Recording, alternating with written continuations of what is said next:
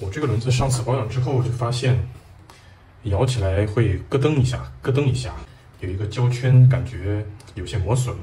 这是为什么很老的设备，包括老的汽车的话，不要过度的清洁。它的很多塑料件啊之类的，本身已经形成一种动态平衡了，你过度清洁的话，可能会适得其反。咯噔咯噔应该是来自于这里。出问题的就是这个轴跟这个卡槽之间。它上面有一个小胶圈，在这里面的话，这个胶圈已经磨损得很厉害了，它是嵌套在一起的。这个是新的，看起来比这个还大一点，更加的饱满它的线径。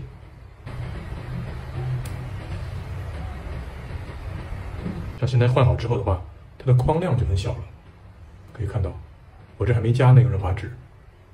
我把小指贴在这个机舱上。有咯噔的时候，你会感觉到这里有震动，现在就完全没有了，完美解决。